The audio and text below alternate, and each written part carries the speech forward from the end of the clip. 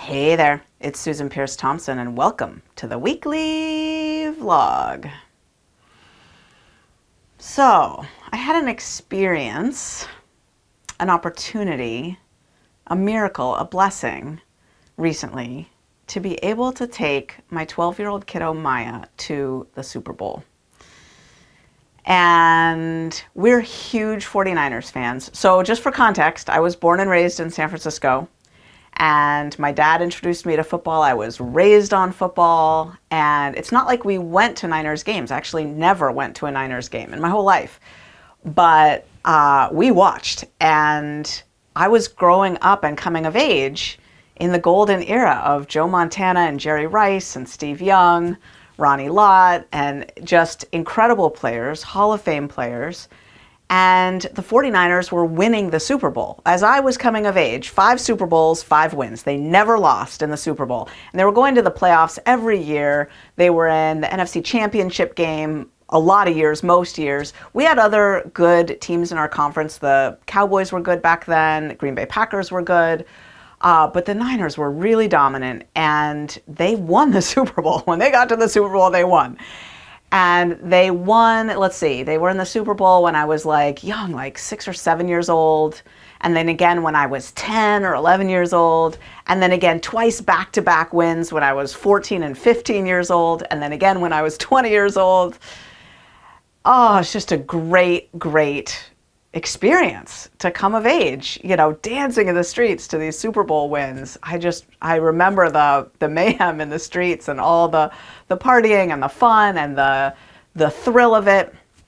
And so getting 2 tickets to go to the Super Bowl was such a miracle and a blessing. And I had no doubt who I would bring, because Maya and I have been watching these games so passionately. We've been watching with my dad, who recently moved to Rochester, New York, to be closer to all of us, my dad and his beloved wife. But my dad's 83. He's not traveling, so I wasn't going to bring him. David is a Steelers fan and thinks going to the Super Bowl is ridiculous because it's better to watch the game from home, which is fair. And Maya just was so eager to go. Now, I have 2 other kiddos, Robbie and Zoe, and they were like, hey! And I was like, I've been inviting you to watch football with me all season. You don't like football. You don't watch football. They were like, oh, yeah, that's fair. That's fair. So Maya got this incredible trip, the only 49ers game I've ever been to, and we went off to the Super Bowl. So I have 3 bright line eating related lessons to share with you from this experience. It was a once in a lifetime experience. We had so much fun. And the first lesson has to do with, it's sort of a meta lesson, planning and preparation. How did I prepare for this, right? We were flying into Las Vegas early Saturday morning. Our flight left 5 a.m. on Saturday morning. We spent Saturday there, spent Saturday night in a hotel, and then the game was on Sunday. And in my carry-on suitcase, we did not check luggage.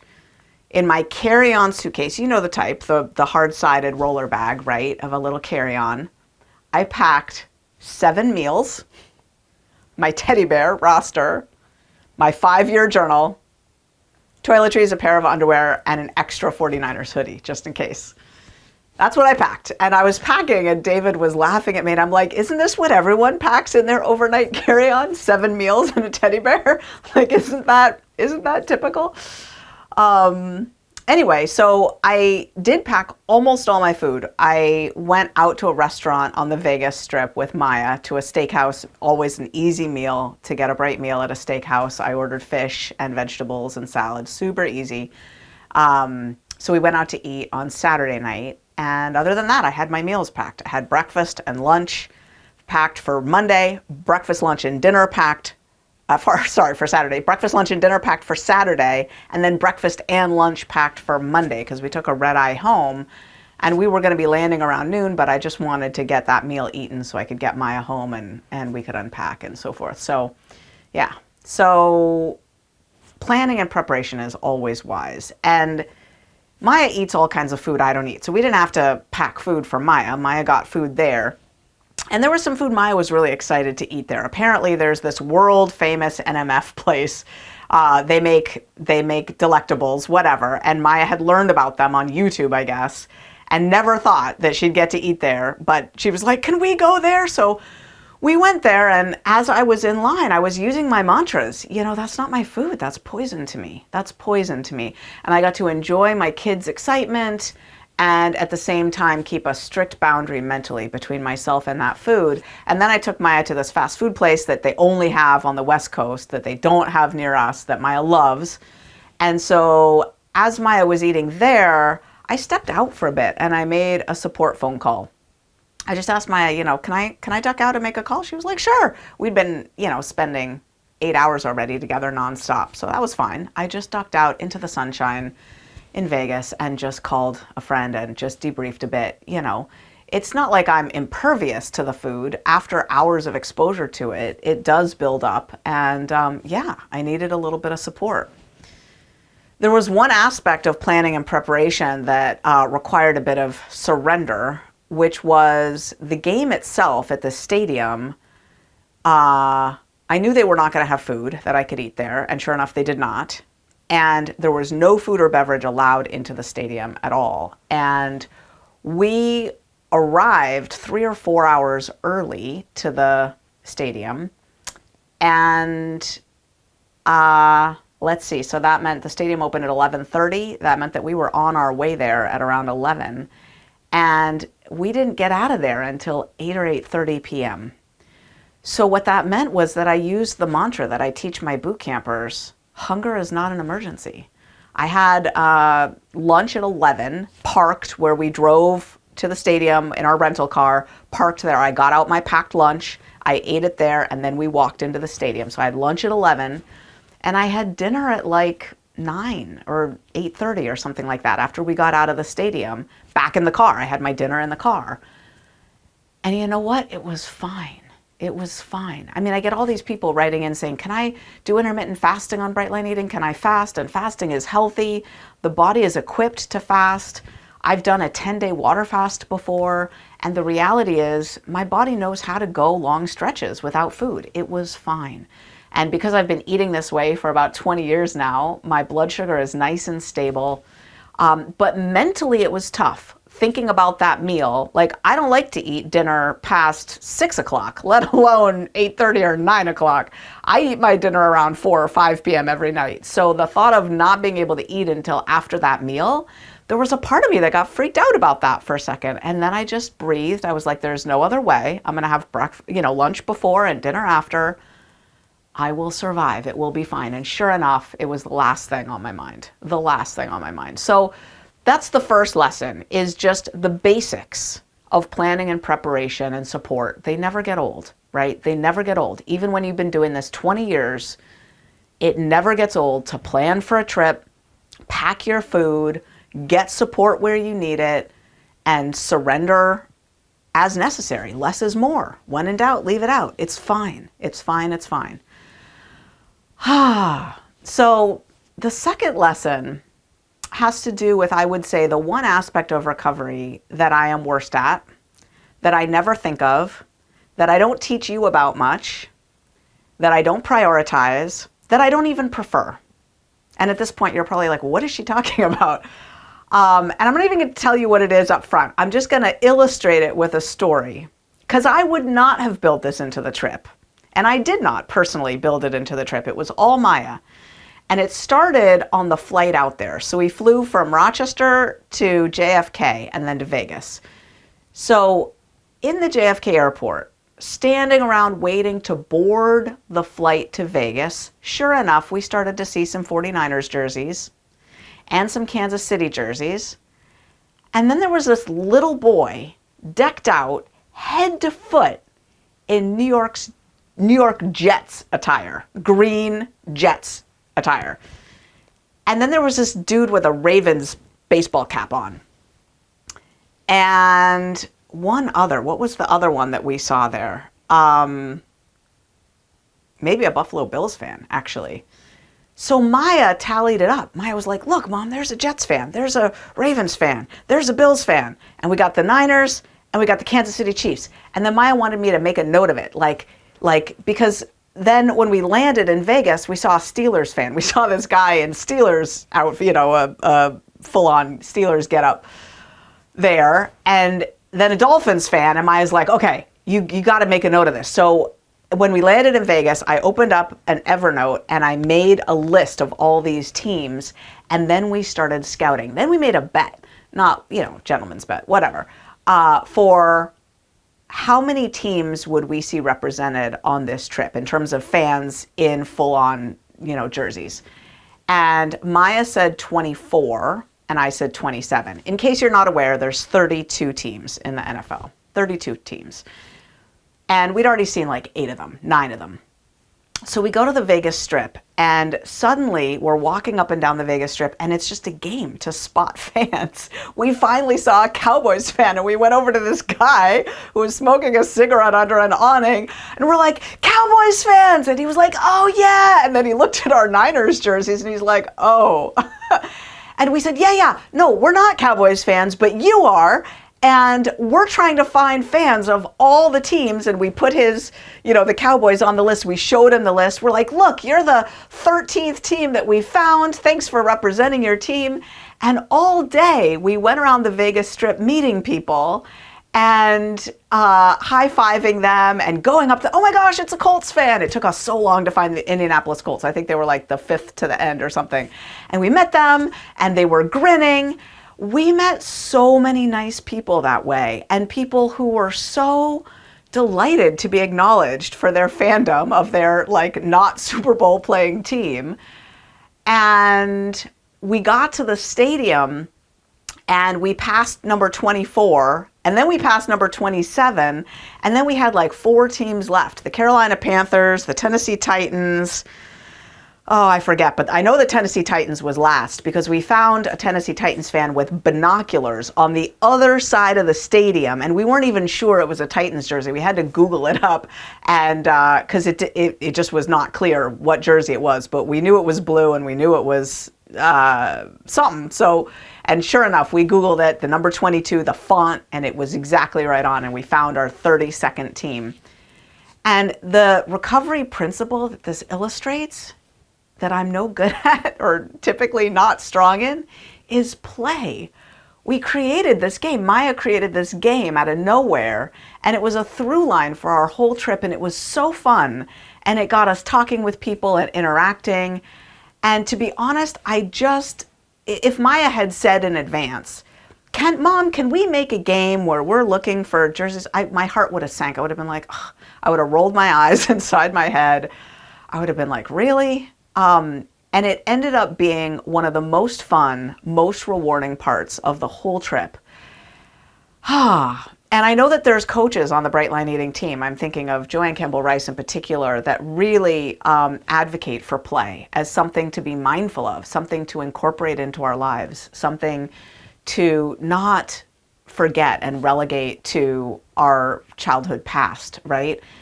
And I'm always delighted when I invite it in, and it's still never my go-to to remember to do that. So thank you, Maya, for that such fun game, that joyful, joyful experience. All right, we got to the stadium early. We were there, like I said, 4 hours early. There was Patrick Mahomes about 45 minutes later, sitting on the opposite bench in his shorts and Henleys and, hoodie, just chilling, absorbing the stadium.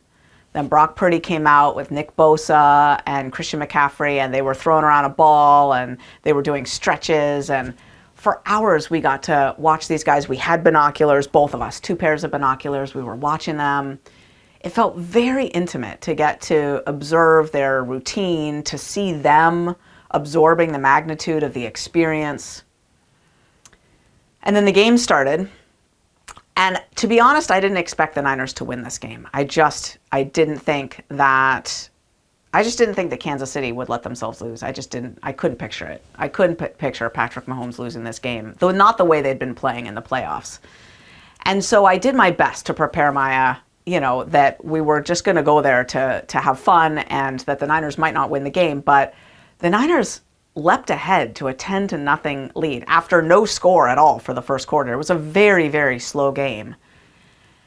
And then it was very tight. we were seeing these stats that you weren't seeing on TV, but on the Jumbotrons, they kept showing ongoing stats. And the Niners were ahead by time of possession, by passing yards, by rushing yards. We were ahead the whole game in all stats.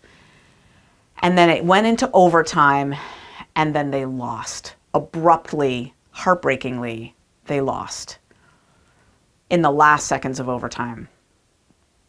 And it felt like being hit by a Mack truck. I was prepared to lose, but I guess in the same way that when someone you love dies, you expect them to die because they're terminally ill, you know they're going to die, but when they actually do die, it's a different feeling altogether. There's a finality and an abruptness of it that just hits differently. It's hard to describe how floored we were and how disappointing and how shocking it was. And then the recovery lesson started. Because we'd just gotten this once-in-a-lifetime trip to go to the Super Bowl, and our team lost in overtime. A heartbreaking loss. And over the next few hours, I got to be with Maya as we metabolized this disappointment. And I noticed her thinking, trying to latch on to something easy to just frame the experience. Like, Brock Purdy, it's Brock Purdy's fault. He didn't have his best game. And he didn't have his best game. And part of the reason was that the Kansas City defense showed up really big, right? That was as much their win as his loss, right? They stopped him. They really did a good job covering those receivers. And so we talked that through, that Brock Purdy had a solid game. He didn't have his best game, but he had a solid game against a formidable defense. And I saw Maya try to make it about, the coin toss at the end and how the Niners shouldn't have taken first possession after the coin toss. And I get what they were trying to do there. They were trying to, anyway. On and on, the different approaches Maya took to trying to wrap it up with an easy bow, and the reality was that the game defied that. It was a complex, nuanced mix of things that just ended up in, we didn't come out on top this time. And the blessing as a mom to get to bring the nuance back into it, I just kept bringing it back to, it's so hard, kiddo. I know this is so disappointing. This is not what we wanted to happen. And just being with my daughter as we felt the enormity of the experience together. I think that when someone's been bright for a very, very long time and then they have a break or more than a break, maybe a big binge, there's this mental thing that happens of trying to metabolize the experience. What does this mean? What just happened? And several hours after the game ended, there was a moment that will stand in my memory as the key moment of the whole experience. It was hours later. And I said to Maya, the biggest job that we have now is still ahead of us about this whole experience. And Maya perked up and she said, what was it? What do you mean? And I said, it's our job now to protect and defend and create our memory of the experience. Because the reality is that we had the most incredible trip ever. We had the experience of a lifetime. And we get to decide that the Niners losing at the end does not take that away from us. It's our memory to protect and defend and create. We are the guardians of our mind. We decide how we shape and form this experience for our safekeeping for the decades to come. And when I told Maya that we get to decide that we've had the best trip of our whole lives, she lit up like a bright, shining bulb and was so happy and delighted to hear me say that. And I deep down was thinking for hours, how could this be happening for us, not to us? How could this actually be the better outcome as a mom of a kiddo? Yes, it's painful to watch my kiddo absorb that disappointment. Yes, it was painful for me too. How could this have been the better thing, the better outcome? If the Niners had won, it would have been so easy, right? Just, oh my gosh, just grand slam, out of the park, slam dunk, incredible, wrap it up with a bow, perfect experience, right? Would that have been its own kind of fabulous? Absolutely, right? Would there have been much, if any, growth or lesson or learning or teaching opportunity from it after that? Probably not. Other than just shared joy, which has value, don't get me wrong, absolutely has value. But what got to happen in the hours after that loss together? Teaching my kiddo how to square your shoulders to pain, to deep emotion, pain. It was really hard for us. And you might not be a sports fan. You might be like, oh, come on, Susan, right?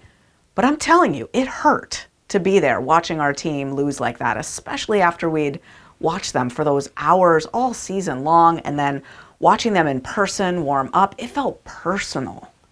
It was gutting. And I got to show my kiddo how you manage that kind of emotion responsibly. It's the essence of being unstoppable. And I don't know, honestly, if you gave me the choice right now to rewrite history and make the Niners have won, I don't know. Would I say, no, I'll take the growth experience? I don't know, right? It's not my choice to make. But I know that I would think twice. I know that it would not be an easy choice. It's not clear that I would prefer that they win in that scenario, having been through the loss and experienced what came out of it.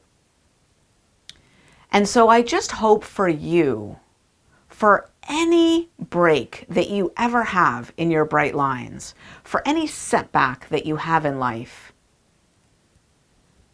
you remember the bright line eating value of unstoppability, and you just cull the lesson, just milk it for all it can give you. Because the reality is that we don't learn the material unless we're tested.